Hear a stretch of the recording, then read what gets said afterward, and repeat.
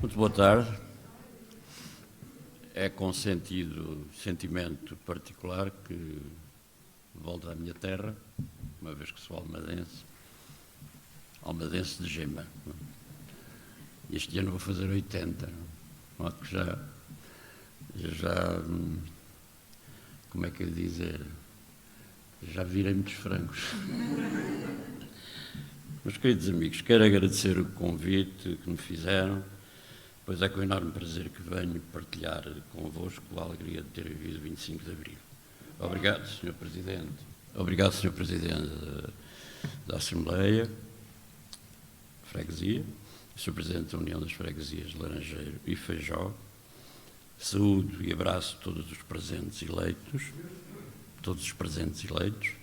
de todos os partidos, e também uma saudação especial para os eleitos da Câmara Municipal da minha Almada, Sr. Presidente da Assembleia Municipal, creio que está, e Sra. Vereadora da Cultura. Muito obrigado. Também as entidades públicas e almadenses presentes. Começo por referir que capitão que não comanda não pode ficar calado. É o povo que lhe manda ser capitão revoltado, é o povo que lhe diz que não ceda nem hesite, pode nascer um país do ventre de uma chaimite. Ari dos Santos. Sabe?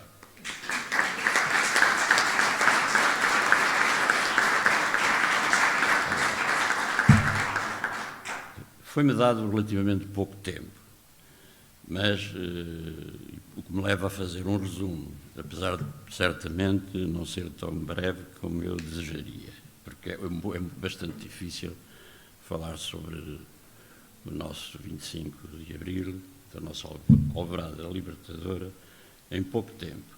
Mas queria referir três aspectos: o enquadramento do 25 de Abril na luta da oposição à ditadura, o 25 de Abril e a Constituição da República Portuguesa de 2 de Abril de 1976, os militares e a paz. São três aspectos que eu vou procurar resumir, dando ao primeiro enquadramento da luta antes do 25 de Abril, que não tinha sido possível concretizar-se sem a luta que a oposição democrática desencadeou a partir de 28 de maio de 1926, que era a ditadura militar, de 1926 a 1933, que era o Estado Novo que Salazar encabeçou durante mais de 40 anos.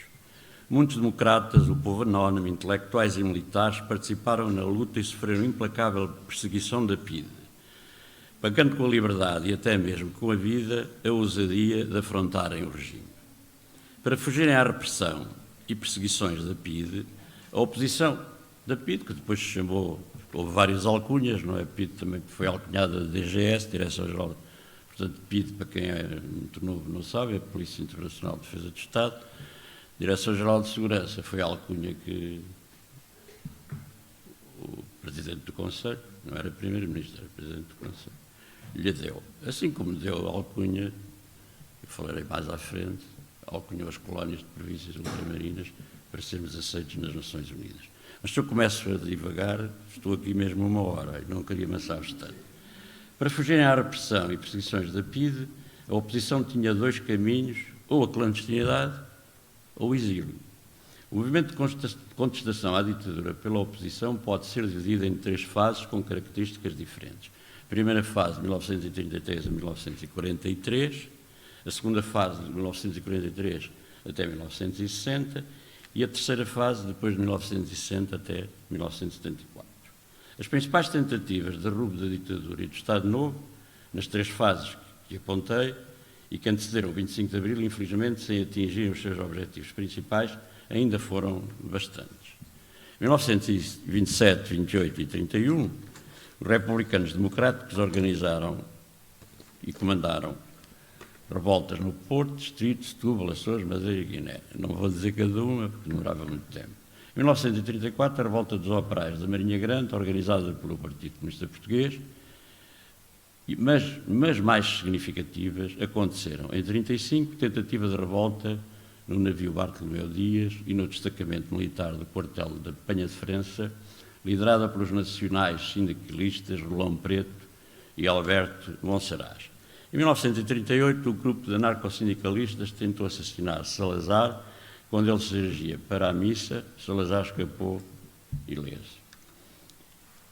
Em 11 de março de 1959, dá-se a Revolta da Sé, liderada por Manuel Serra e pelo Major Calafate, em torno do movimento militar independente e com a participação do capitão Vasco Gonçalves, do capitão Carlos Vilhena, do Major Pastor Fernandes, do capitão Almeida Santos.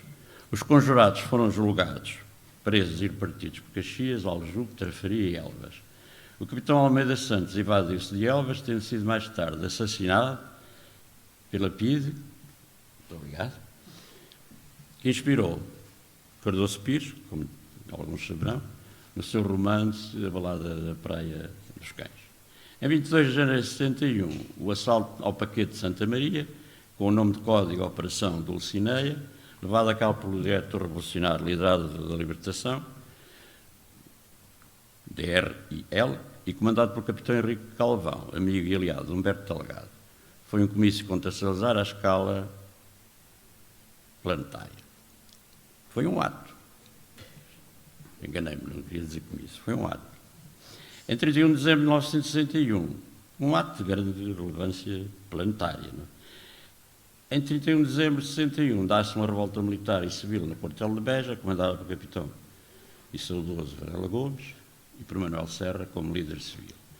Em 1962, a última tentativa que houve, antes de 74, a tentativa do golpe, do chamado golpe de Botelho Muniz, um grupo de oficiais onde se incluía Costa Gomes, então subsecretário de Estado do Exército, dirigido pelo general Botelho Muniz, ministro da Defesa, lançou uma tentativa de golpe de Estado destinada a afastar Salazar. Fracassou por denúncia do general Caúza da Riaga e do almirante Américo Tomás.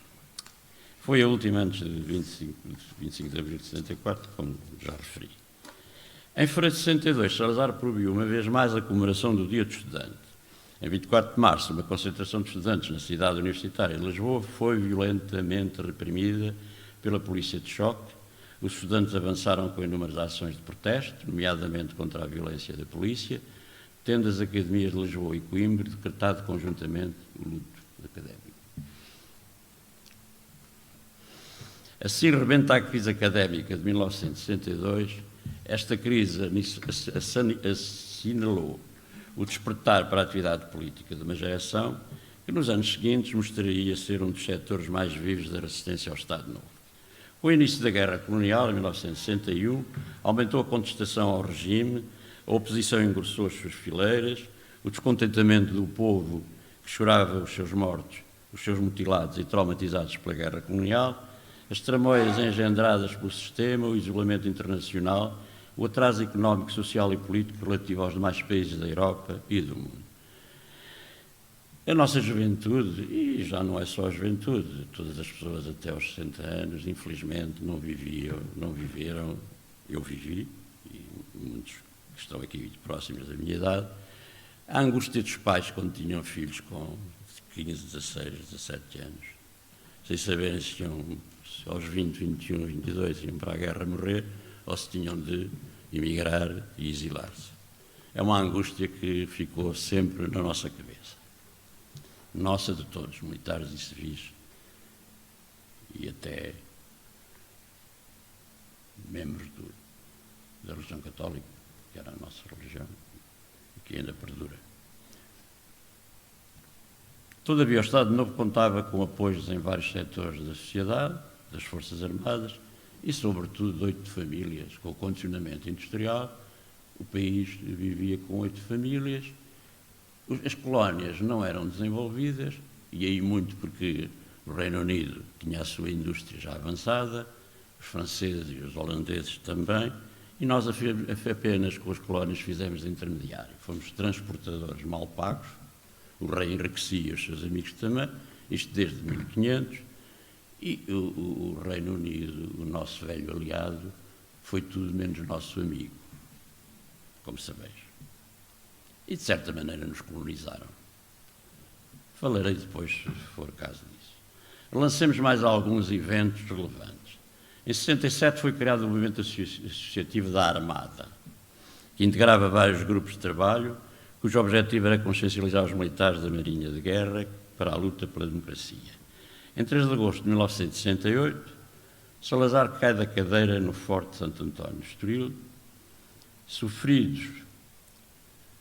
com traumatismos sofridos, impossibilitam-no de continuar no governo, onde é substituído por Marcelo Caetano. Salazar morreu em 27 de julho de 1970, convencido que ainda governava Portugal. Chama-se Cenas Caricatas, que eu tive a oportunidade, e alguns de nós, de assistir. Em abril de 69, durante a cerimónia de inauguração do edifício de Matemáticas da Universidade de Coimbra, presidida pelo Presidente da República, o Almirante Américo Tomás, aquele que inaugurava várias coisas 2 vezes ou 3, e não se lembrava, não foi permitida, mas isso é o menos mal dele, não foi permitida a intervenção do Presidente da Associação Académica, Alberto Martins, PS, que viria a ser detido. Eu também, quando for PC Bloco de Esquerda, não havia, mas também sou capaz, também se for alguém do Chega, também digo, não tenho problemas. Não tenho nenhum problema. Vivemos a democracia, temos a respeitar, mas sobretudo respeitar a verdade, que isso é que é essencial e às vezes não é muito fácil. Tem-se visto. Em abril de 69, já disse, seguiram-se inúmeros episódios de protesto, de luta, unidade e solidariedade académica por parte dos estudantes. Foi extremamente importante o movimento estudantil. Não nos catequizaram como pensam. Os milicianos não catequizaram os oficiais de carreira, mas já lá vou. Em maio, não catequizaram, mas foram importantes. Todos somos importantes. Todos. Magros, gordos, altos, baixos, ditos inteligentes ou não, somos todos inteligentes. Uns mais para a música, outros mais para a carpintaria. Outros também são inteligentes para mentir. Em maio de 1969 ocorre o segundo Congresso Republicano, já tinha havido um em 68, organizado por Mário Sacramento, que faleceu dias antes, a 27 de março, e presidido pelo Coronel Alder Ribeiro. Eu falo neste segundo, porque também já tinha havido o primeiro, porque é muito importante para todos nós e para o país o terceiro, que se realiza, como diz à frente, em abril de 1973, e onde tive a oportunidade, aliás, creio que já foi dito pelo Sr. Presidente, de estar. Em outubro de 70 é criada e ocorre a primeira ação da ARA, Ação Revolucionária Armada, a sabotagem do paquete CUNEN, e fez mais outras intervenções. Esta organização pertencia ao Partido Comunista Português. A partir da década de 70, e com a percepção de que a guerra colonial estava longe de acabar, e muito menos de ser ganha, passou a haver um grande descontentamento nas Forças Armadas.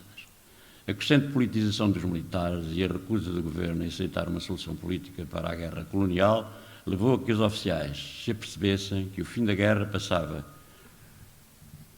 ou por uma solução política ou pelo derrubo da ditadura. Como não houve solução política, aliás, não houve solução política durante vários anos. Quando nos atacam por perdermos as colónias, esquecem-se de Salazar, que ao contrário de outros dirigentes europeus famosos, os de agora não são tão, mas têm algumas pretensões,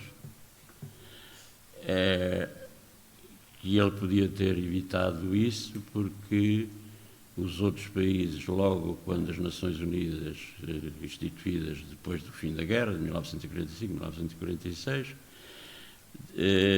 obrigaram a que os países não tivessem colónias. As espretalhas ou espretalhaços ou qualquer outra coisa do género, dos nossos então governantes, levaram a alcunhar as colónias de províncias ultramarinas e só entramos em 55, só entramos 7 anos depois das Nações Unidas se constituírem. Diferentemente, França, Inglaterra, Holanda, já não falo da Espanha, porque isso já tinha sido muito anterior, começaram a dar independência, e nessa ocasião deram independência a 16 colónias. Relativamente à Inglaterra e à França, 8 do lado ocidental e 8 do lado oriental. E ainda lá estão. Não é? Ainda lá estão. Aliás, nós chegámos primeiro à Índia, chegámos primeiro à Austrália. A Austrália, a Rainha Isabel ainda é a Rainha da Austrália. E na Índia também foi rainha. Nós tivemos lá 3 cidades. Não é? E nós fomos sempre bons. Isso é verdade. Somos bons rapazes e raparigas. Permitam, bons raparigas e bons rapazes. O pior é o resto. Não é? Quem nos governa. Como pessoas, trabalhadores, intelectuais, cientistas, investigadores, e até militares, e médicos e tudo mais, somos bons, temos orgulho nisso. Então voltamos, vamos para 4 a 8 de abril de 73, organizado em Aveiro o 3º Congresso da Oposição Democrática, congresso amplamente participado e fortemente reprimido, onde estiveram presentes militares, cito uma notícia, tais como Major Melo Antunes, Capitão Durão Clemente, parece que sou eu, Comandante da Marinha Martins Guerreiro, Contreiras e Simões Tel, entre outros, cerca de 20 militares estivemos lá, presentes clandestinamente. Eu fui abordado pela polícia, eu tinha escrito um documento, ao fim de 8 anos de oficial, contra o Estado Velho, e como resposta não me deram um mês de prisão, mas mandaram-me imediatamente para a Guiné. Azar.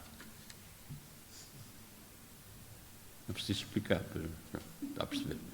Neste Congresso da Oposição surge pela primeira vez a referência do programa às conclusões deste Congresso, são os 3 Ds: democratizar, descolonizar e desenvolver. Ou melhor, democratizar, desenvolver e descolonizar. É a primeira vez que a oposição, toda a oposição democrática, diga-se Partido Comunista, socialistas, católicos progressistas, independentes, e finalmente os seus representantes concordaram com a descolonização, que era o que impedia ter havido um acordo antes. Em 28 de outubro decorrem as eleições legislativas portuguesas de 1973. A Ação Nacional Popular elegeu a totalidade, tendo o movimento democrático desistido por considerar que não existiam condições para a realização de eleições livres. Nestas eleições há, no entanto, um grupo de personalidades que já estava discordando da Ação Nacional Popular. Sabeis quem são. Mas vão ao Google, porque senão tinha que estar aqui mais tempo. Entre eles, Sá Carneiro, é verdade. O falecido Sá Carneiro. De 1 a 3 de julho de 73 ocorre o Congresso dos Combatentes do Porto, que mais não foi que uma encenação da ditadura e apoio à guerra. Eu não quero dizer fascista, porque já sei que não quero impressioná-la, mas digo da ditadura, para mim é igual, fascista. Mas quem punha o braço assim eram os jovens da Universidade Portuguesa, não era eu. Portanto, se aquilo não é um símbolo do movimento fascista, não sei o que é que será. Mas todos os jovens, por acaso eu nunca vesti, calhou, circunstância de sorte. Mas aquele movimento e muitas das atitudes de Salazar eram bastante aliadas à doutrina fascista, como sabeis. Estas conclusões do Congresso de Aveiro vêm a ter importância e devo-vos dizer que fui eu que as mandei ao Melo Antunes, as conclusões, tenho o livrinho, para ele colocar no programa das Forças Armadas os célebres 3Ds, que são a coluna vertebral do nosso... Não fizemos o 25 de abril, passei por movidos. É que não fomos quase nenhum, nem por questões corporativas, como quem não gosta do 25 de abril, ou quem o quer ler mal, ou ler mal, acha que nós fizemos apenas por reivindicações corporativas. Também alguns, é verdade, são 200, portanto, em 200, isto não se fez com 2 ou 3, apesar de glorificarmos o Hotel Saraiva de Carvalho, que eu tive a honra de ter recortado em Bissau, Salgueiro Maia, idem, mas não quer com isto vangloriar-me, é apenas uma realidade consabida por quem assistiu a esses momentos, Os dois estavam em Bissau nessa ocasião. Mas há necessidade de haver heróis, e ainda bem, mas o movimento das Forças Armadas é, sobretudo, um movimento coletivo. E sem ser, tinha falhado como falhou 16 de março, em que precipitadamente 2 oficiais vêm de Bissau, no dia 4 de março, eu e mais o capitão Voz-Coronel Carlos Mato Gomes avisámos Vasco Lourenço, cuidado que estes senhores estão muito entusiasmados, porque já eram majores e não se tinham querido juntar aos capitães. E pressionaram o Otelo a fazer 16 de março com um plano de operações feito em uma folha dobrada, uma folha A4 dobrada, e claro que não resultou. Não resultou e ainda por cima foi algo contra o próprio movimento e ao próprio movimento existir, já estamos no primeiro trimestre de 1974 e a decisão para haver golpe é de dezembro de 1973 e nela, numa célebre reunião no Estoril Sol, também tem sol, é o Tenente-Coronel Luís Ataíde Banazol, que ia partir com um batalhão para a Guiné, e eu recebi-o na Guiné em dezembro, vésperas de Natal, mas no princípio de dezembro ou finais de novembro, ele disse aos capitãezinhos, ainda que alguns já tivessem 8 anos de capitão, como é o meu caso, e o Vasco Lourenço, que é do meu curso, disse aos capitães, isto não vai lá com conversa, pá. Nós estamos a ser ultrapassados por estudantes, os estudantes estão mais ativos que nós, portanto, só lá vai derrubando militarmente o governo. Foi decidido. Há coisas assim na vida, não é? Claro que isto não foi só nesse ato, houve muitas reuniões antes, não é? Esta foi uma das últimas e passou a continuar a haver reuniões até chegarmos a abril, igualmente na Guiné. Nós, por acaso, na Guiné começámos antes, fomos os primeiros, alargámos o movimento de capitães à Marinha e à Força Aérea e estávamos dispostos e dissemos, se vocês em Portugal perderem, Portugal fica sem a Guiné. Para negociarmos o quê? Que houvesse uma via diplomática para resolver os problemas e para soltarem os presos, os nossos camaradas que eventualmente, por terem feito ou querido fazer golpe, podiam ter sido presos, não é? Portanto, isso estava, e aliás, muitos anos depois, o meu camarada militar, Vítor Alves, vem revelar isso num semanário aqui de Lisboa, que vocês conhecem. Anda muito depressa aquele semanário, que é assim, tipo expresso caminhonete.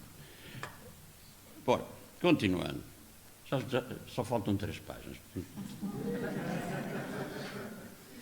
Se vos estiver a aborrecer, digam, mas eu estou aqui com à vontade, ainda que seja muito nervoso e bloqueio. Gosto mais de escrever.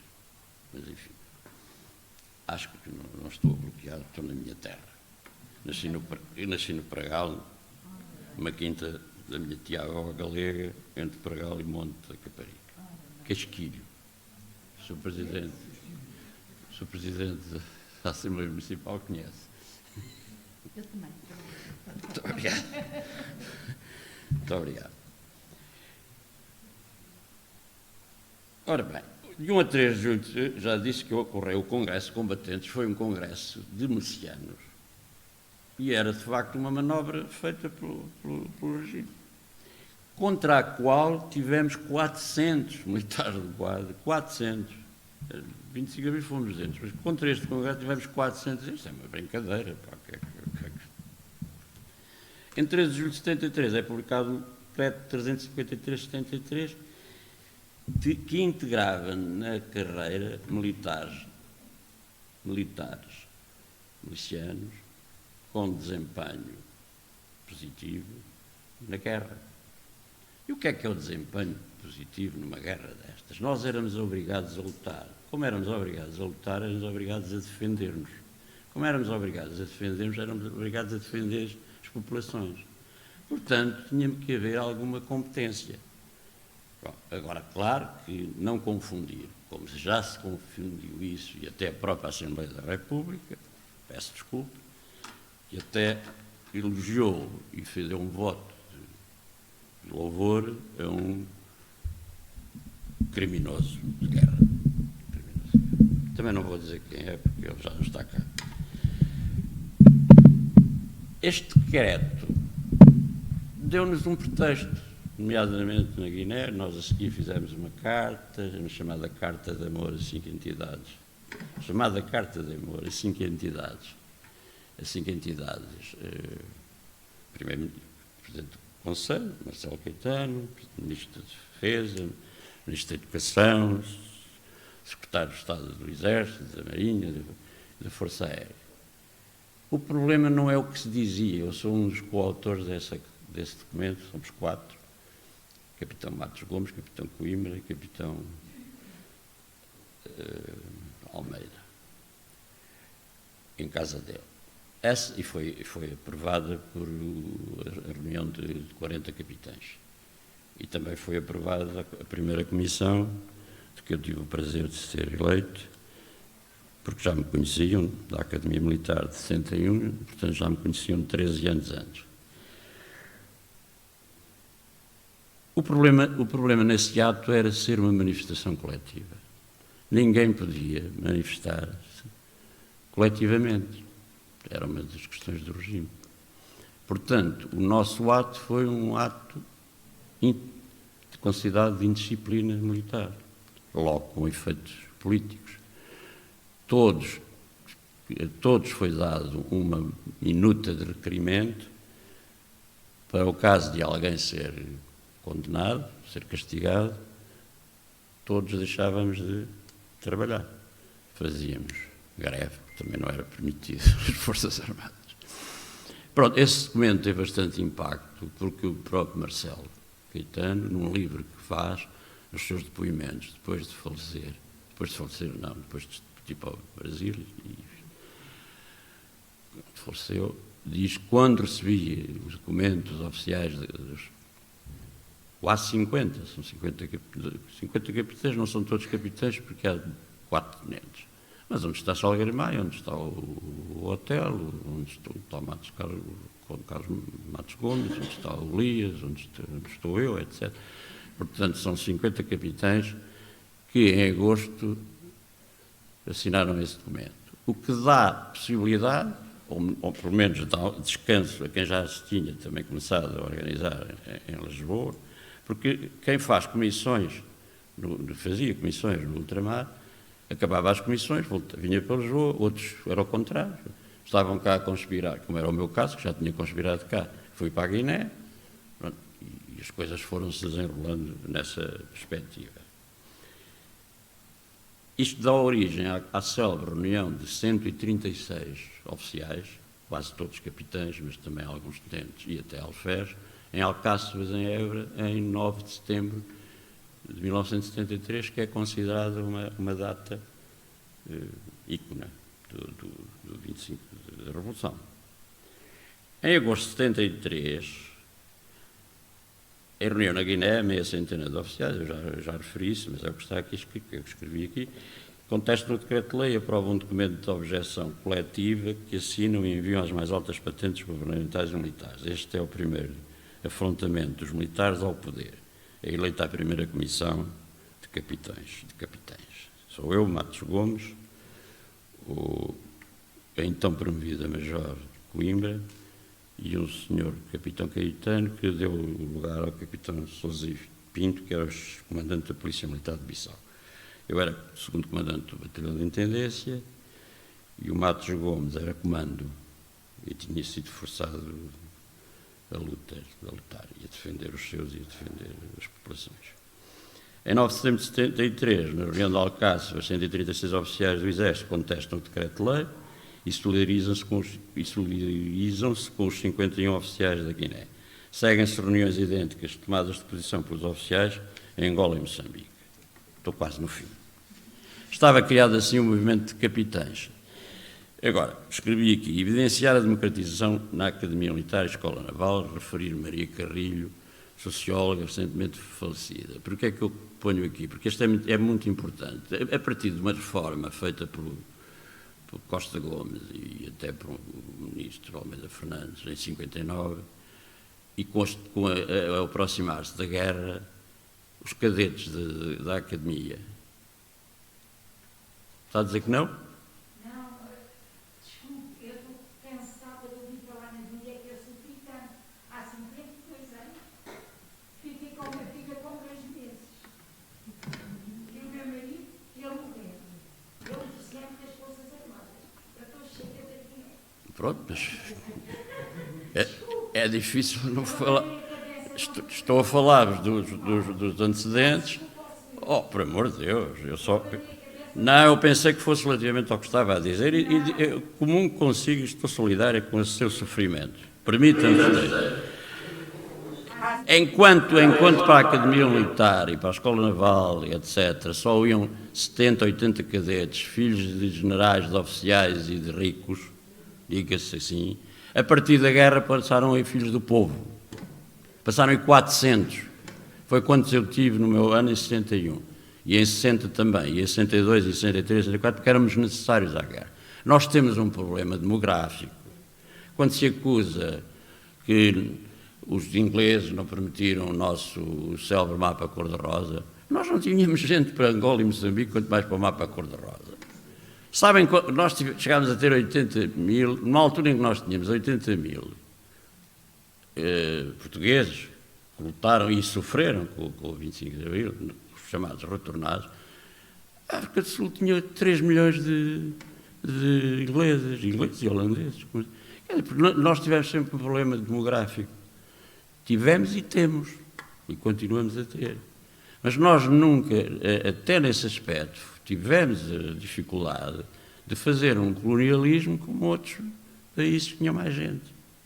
E fizemos, sobretudo, uma colonização no litoral, quer de Angola, que tem 14 vezes o tamanho de Portugal, quer em Moçambique, que é metade, tem 7.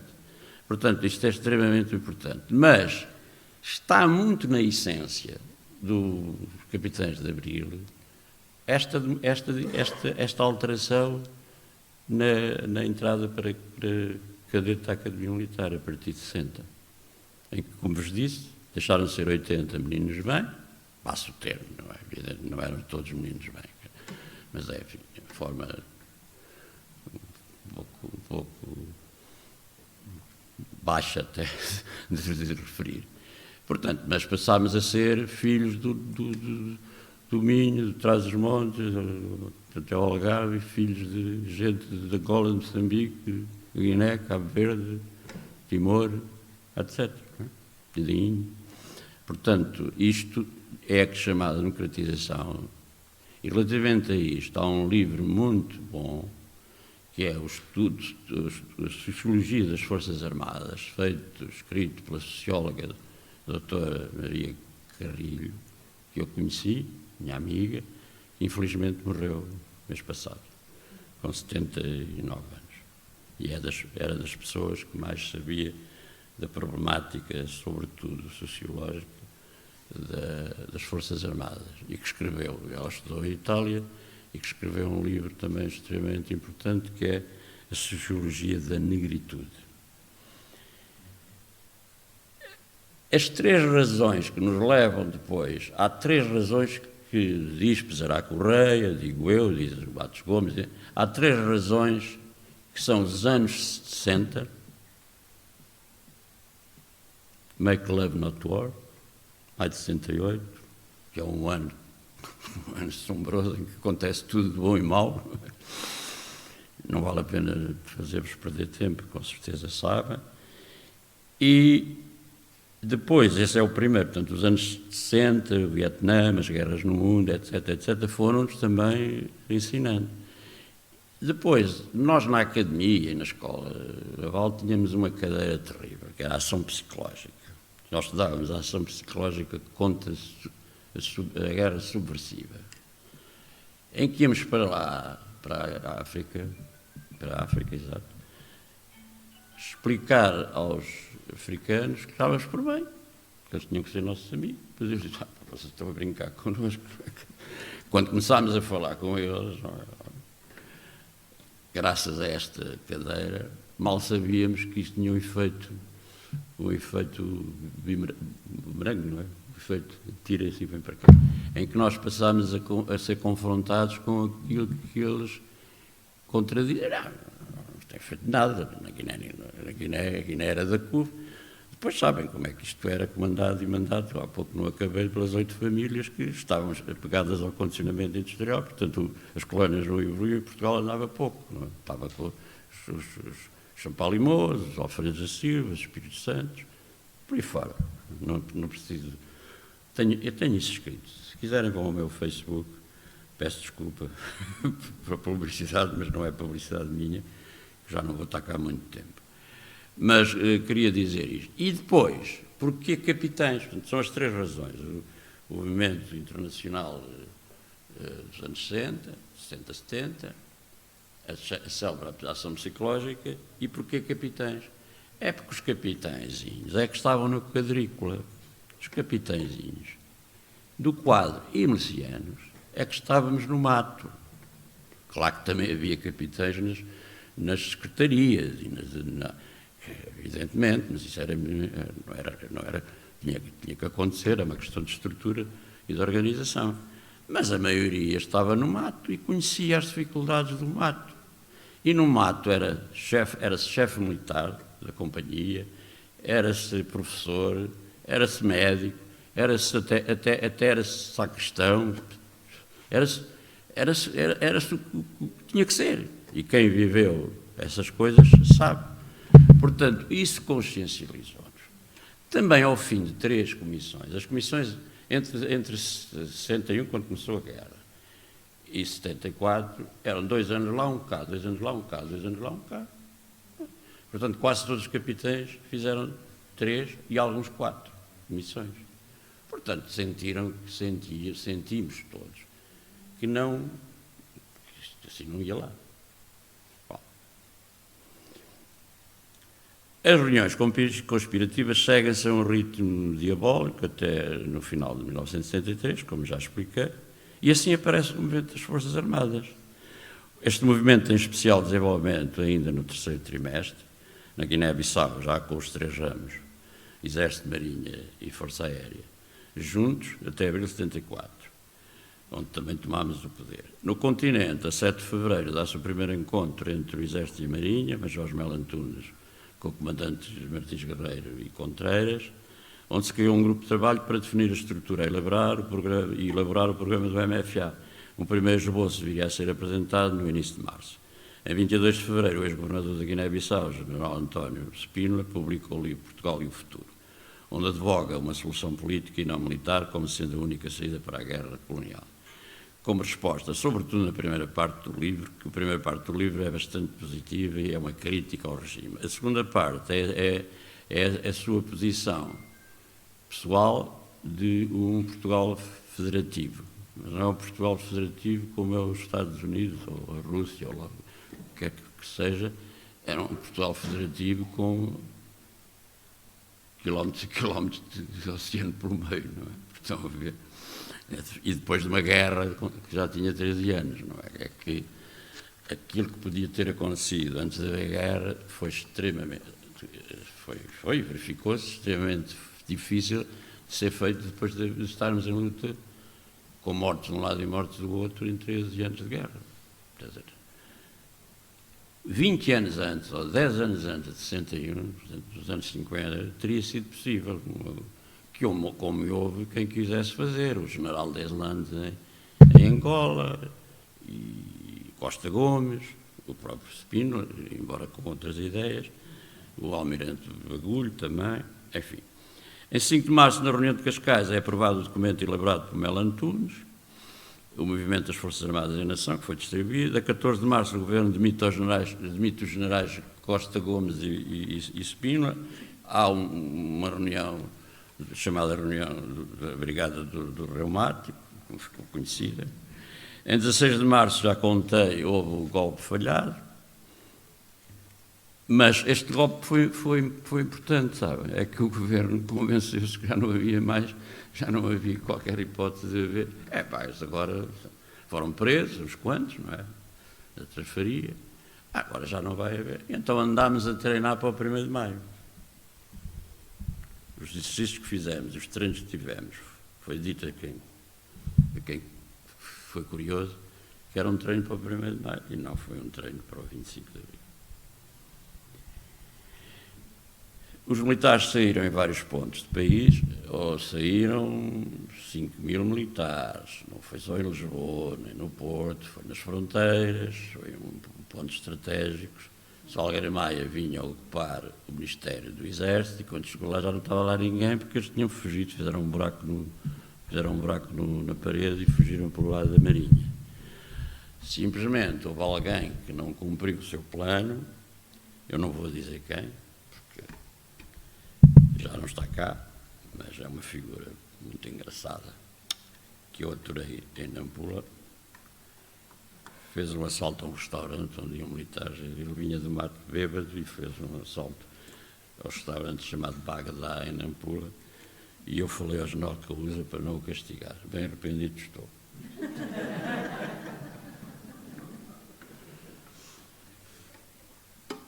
Onde é que eu ia?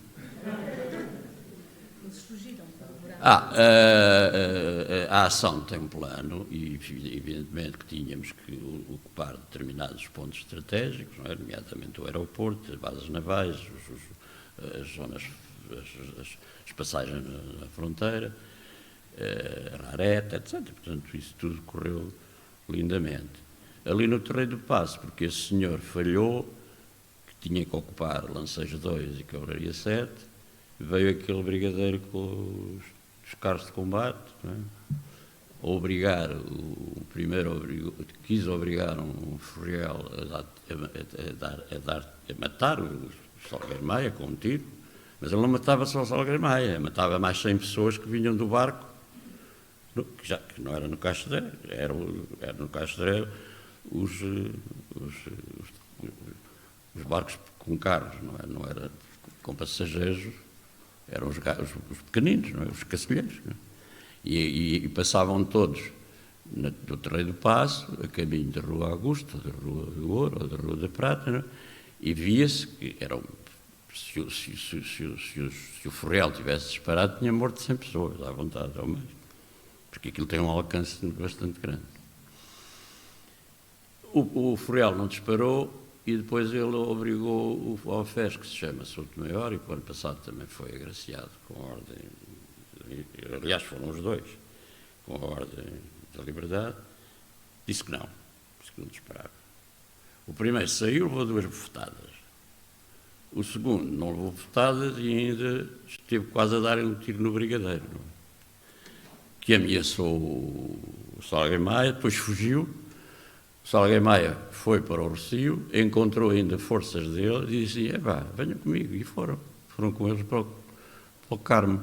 Foram com eles para o Carmo porque nós tínhamos as informações, tinha sido um trabalho excelente feito por Garcia dos Santos, que chegou a general, não sei se chegou a general, acho que sim, e que era de transmissões, engenheiro, mais velho que nós, e que fez um trabalho impecável e que devia ter 2 ordens ou 3 de liberdade. Não é? Porque eles conseguiram detectar as informações do governo. E, portanto, sabiam muito bem, e o Hotel Saraiva de Carvalho telefonou ao Salgueiro Maia a dizer: o Marcelo Caetano está no Carmo, está no convento, ao lado do convento do Carmo. E o resto sabem, não vou amassá-los com isso, o resto sabem. Mas era só para dizer que há aqui aspectos bastante interessantes. Não foi uma revolução não sangrenta e pacífica, tendo havido morrido 4 manifestantes civis, covardemente assassinados pela antiga polícia política, que do António Maria Cardoso matou 4 jovens. E não sei se matou também um deles. É uma coisa estúpida. A Revolução não foi só uma madrugada, não foi só um dia, não foi só um momento, foi um processo revolucionário que conduziu à instauração de um regime democrático onde as amplas liberdades políticas se associaram a outras conquistas indispensáveis ao desenvolvimento do país e à construção da liberdade e da democracia. Só falta uma folha. Abril trouxe o fim da guerra colonial, o direito do povo português de decidir o seu destino, a afirmação do poder local democrático, os direitos sociais e liberais, a justiça social, a paz e a independência nacional. Deu-nos a Constituição da República Portuguesa, uma das mais avançadas do mundo, que ainda nos dias de hoje nos protege das arremetidas que tem havido contra ela. Não é possível falar do 25 de Abril sem falarmos da Constituição Política, da Constituição da República Portuguesa. Há um senhor que até disse, um cidadão, infelizmente já desaparecido, este senhor, disse: um dia se quereis saber o que foi a Revolução de Abril, então leiam a Constituição da República Portuguesa de 2 de abril de 1976. Apesar das sucessivas revisões feitas pelas forças da alternância, já lá vão 7, 82, 89, 92, 97, apesar destas revisões, a Constituição continua a ser uma das mais democráticas e avançadas da Europa e do mundo e garante a defesa. Aqui, eu não vos vou amassar mais, porque trago aqui o que em 74, 75 e ainda em alguns meses, e ainda antes de abril, os 200 decretos-leis que consagram e plasmam na Constituição as revoluções, as conquistas da Revolução. É que estão todas aquelas questões que eu não vou repetir, mas se quiseres, eu repito. Igualdade de géneros, direitos do trabalhador, direito ao trabalho, tenho aqui isto tudo, são 200 decretos, com mais o programa do MFA, porque as eleições livres, a extinção da DGS, a amnistia imediata de todos os presos políticos, a abolição da censura e exame prévio, a liberdade pública dos cidadãos, a liberdade de reunião e associação, a independência e unificação do Poder Judicial, a extinção dos tribunais especiais, os crimes contra o Estado e o novo regime serão instruídos por juízes de direito, a liberdade de expressão e pensamento, nova lei da imprensa, o reconhecimento de que a solução das guerras no ultramar é política e não militar. Esta foi imposta pelo general Spínola. Porque não estava cá, nós não tínhamos posto isto, nós tínhamos isto. Iniciar desde já trabalhos no sentido da independência ou da autodeterminação das colónias. Isto é do programa do MFA. E depois há, desde 27 de abril de 74 até 9 de julho de 76, há as chamadas conquistas da Revolução, todas plasmadas por decretos-leis dos governos, do 1º, 2º, 3º, 4º, 5º e 6º. E vou terminar. Os militares estiveram sempre presentes em todas as tentativas de derrubo do fascismo. Destas tentativas, o 25 de abril de 1974 triunfou. O 25 de abril, obra dos militares e do povo, é um monumento à justiça social, à paz e à independência nacional. Eu falo de paz, sabeis porquê. O 25 de abril pôs fim à guerra colonial que durante 13 anos ceifou sem dó nem piedade a juventude portuguesa e a juventude dos povos colonizados. Às vezes esquecemos, é que também morreram do outro lado, não é? Numa guerra fratricida, por isso é fratricida, que deixou marcas de grande dor e sofrimento em toda a população de um e do outro lado do conflito. O programa do MFA, anunciado ao povo português, o programa dos 3Ds, realça bem quanto a paz era importante para os militares. A descolonizar era uma das 3 tarefas bases. Graças ao 25 de abril, Portugal é obrigado pela sua Constituição a empenhar-se na causa da paz. Como conclusão, o movimento das Forças Armadas elaborou um programa que cumpriu, derrubou-se o fascismo, a ditadura, fizeram-se eleições e o poder foi entregue à sociedade civil, fez-se a descolonização e foi posto em marcha o motor do desenvolvimento.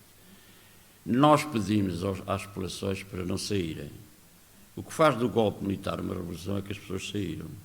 As pessoas saíram e foram ocupar as câmaras, foram ocupar as empresas, foram ocupar. Criaram comissões para gerir aquilo que tinha que ser gerido por nós, porque nós passámos a ter possibilidade de ter capacidade de interferir nos destinos e no futuro. Os portugueses tomaram em suas mãos os seus destinos, o futuro, malgrado tentativas dos inimigos para inverter a marcha progressista que abriu numa união povo-MFA, conseguiu sustentar até hoje. Na nossa lei fundamental, que reconheceu e consagrou no plano jurídico as grandes transformações revolucionárias de 25 de Abril, reeleição histórica do povo português, ato de emancipação social e nacional, podemos nos honrar, todos como gente honrada, ter vivido, militares e civis, ter ajudado em comunhão de esforços a um dos mais importantes acontecimentos da história de Portugal. Grândola, Vila Morena, terra da fraternidade, o povo é quem mais ordena. Dentro de ti, ó cidade, viva o 25 de Abril, viva Portugal.